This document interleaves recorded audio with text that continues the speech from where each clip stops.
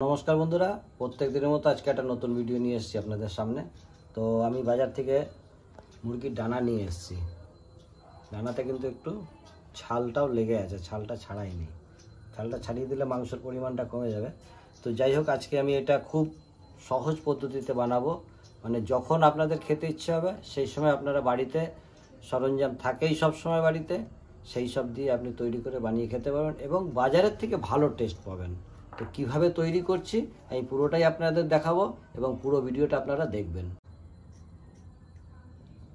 আমি এই ডানাগুলোকে একটু গরম জলে ভাপিয়ে নেব। সামান্য জল,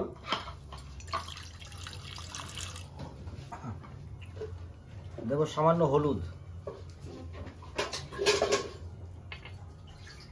সামান্য নুন। ডানাগুলো এক এক করে এর মধ্যে জলের মধ্যে দিয়ে দিলাম, একটু ভাপিয়ে নেব। ভাপিয়ে নিলে কি হবে, মাংসটাও হালকা সিদ্ধ হয়ে যাবে এবং ভেতরে যে রক্তটা থাকে রক্তটা শুকিয়ে যাবে। রক্তটা না শুকিয়ে নিলে পরে হবে কি, যখন আপনি কামড়ে খাবেন সেই সময় ভেতর থেকে কাঁচা রক্ত বেরিয়ে যাবে, খাওয়ার ইচ্ছাটাই শেষ হয়ে যাবে। তো তার জন্য আমি একটু ভাপিয়ে নিচ্ছি।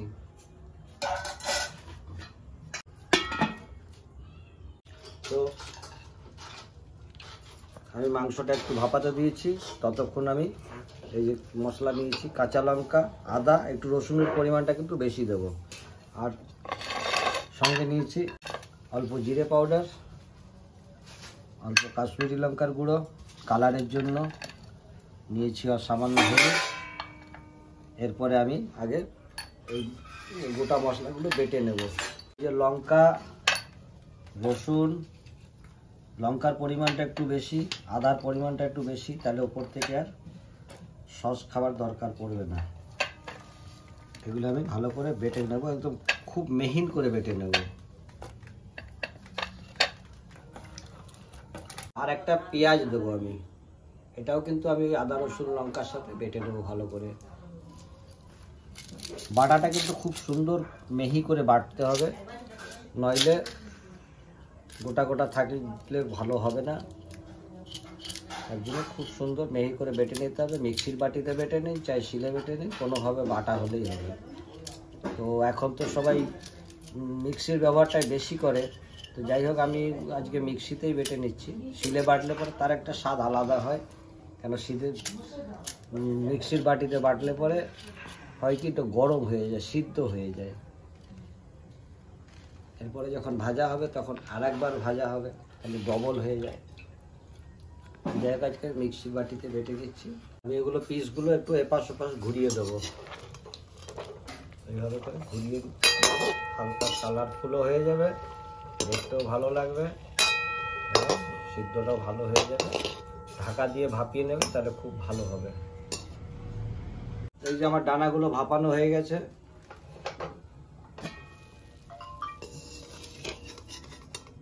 ডানাগুলো জল থেকে তুলে দিলাম।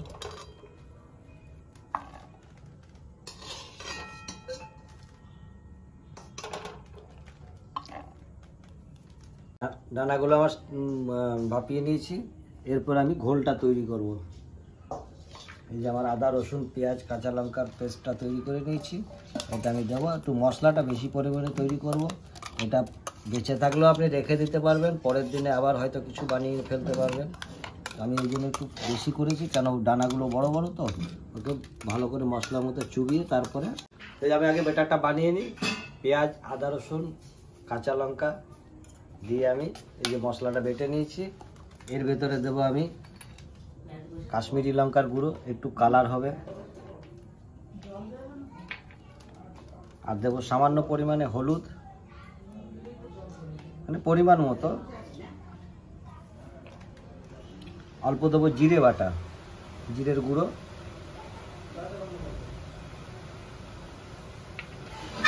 আর দেবো পরিমাণ মতো নুন। আর সব থেকে মেন জিনিসটা লাস্টে দেবো, এটা হচ্ছে অ্যারারুট।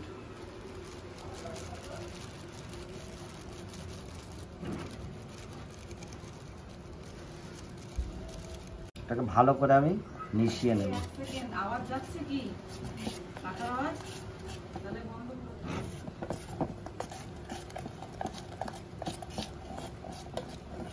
ভালো করে এটাকে মিশিয়ে নিতে হবে।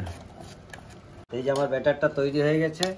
এরপরে আমি ভালো করে একটু একটু দানা রয়েছে, যাই হোক এটাকে ভালো করে মিশিয়ে নিচ্ছি। অল্প সময় ভিজতে দিলে পরে ওটাও দানাটা ভেঙে যাবে। ততক্ষণ আমি তেল চাপিয়ে দিই। সর্ষের তেলে ভাজবো কিন্তু পুরোটাই। তেল দিয়ে দেবো।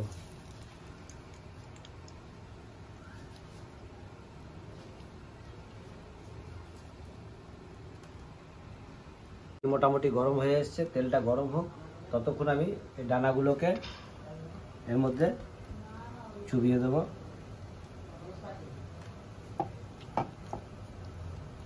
মশলাটা ধরে নেবে। আমি কিন্তু ব্যাটারটা দেখুন একদম মানে পাতলা করিনি, কিন্তু আমি কিন্তু একটু ঘন ঘন করেছি।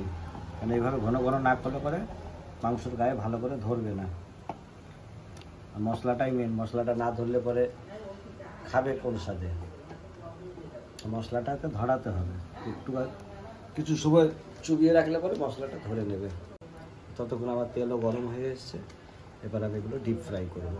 আমার তেল গরম হয়ে গেছে, মশলাও মাখানো হয়ে গেছে। এবারে আমি তেলে ছেড়ে দিলাম এবং আঁচটা কিন্তু আমি ধিমি করে দিয়েছি। আস্তে আস্তে করে যেটুকু বাকি আছে ভালো করে ওটা সিদ্ধ হয়ে যাবে এবং খুব মচমচে হবে।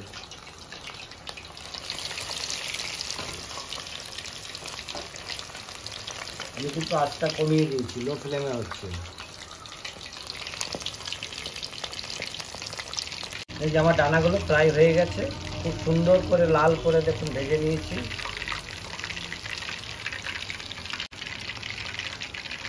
দেখে বুঝতেই পারছেন একদম মচমচে হয়েছে।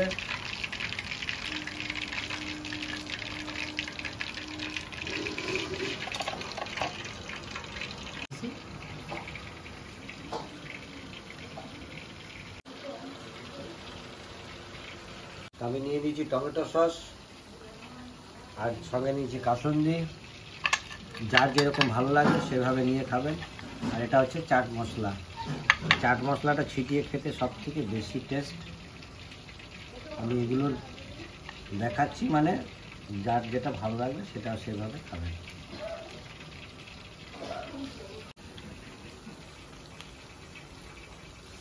দেখুন ভেতর পর্যন্ত একদম সিদ্ধ হয়ে গেছে এবং ওপরটা খুব মচমচ করছে। আপনারা এরকম একটু খুব সহজ উপায়ে তৈরি করলাম, আপনারা এইভাবে তৈরি করে খাবেন।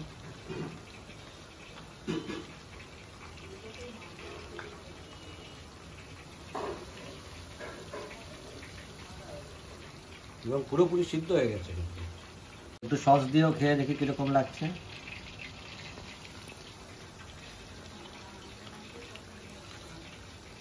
এটাও ভালো লাগছে। তো বন্ধুরা, আপনারা এইভাবে বানিয়ে খাবেন, খুব ভালো লাগবে।